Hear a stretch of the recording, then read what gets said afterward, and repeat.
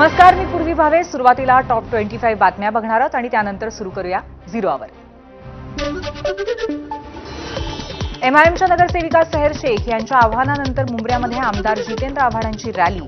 असे आव्हान देणारे खूप येतात आणि जातात, त्यांच्याकडे लक्ष द्यायचं नसतं, आव्हाडांची प्रतिक्रिया. गिरीश महाजनांच्या भाषणावरती आक्षेप घेणाऱ्या माधवी जाधव यांच्या भेटीसाठी आलेल्या जोगेंद्र कवाडे यांना विरोध. जोगेंद्र कवाडे हे भाजपमध्ये सत्तेत असल्यामुळे त्यांचा पाठिंबा नको, आंबेडकरवादी चळवळीतील कार्यकर्त्यांची भूमिका. संभाजी भिडेंनी शरद पवारांवर केलेल्या टीकेचा आमदार अमोल मिटकरींकडनं समाचार. संभाजी भिडे ही विकृती, त्यांच्याकडे दुर्लक्ष केलेलं बरं, मिटकरींचं टीकास्त्र.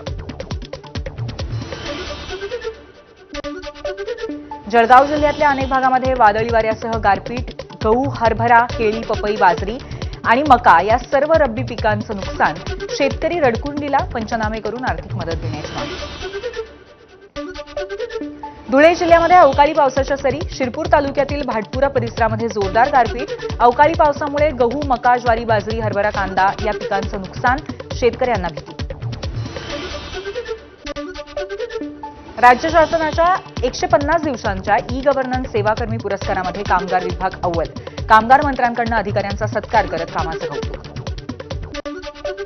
अभिनेत्री ममता कुलकर्णींकडनं किन्नर आखाड्याच्या महामंडलेश्वर पदाचा राजीनामा. मागील वर्षी महाकुंभाच्या वेळी किन्नर आखाड्याने त्यांना महामंडलेश्वर ही पदवी देऊन त्यांचं नाव श्री यमाई ममता नंदगिरी असं ठेवलं होतं.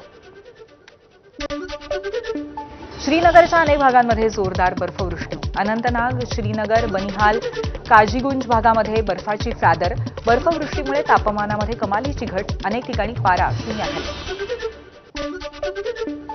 दक्षिण फिलिपाईन्सच्या महापौरावरती हल्ला करण्याचा प्रयत्न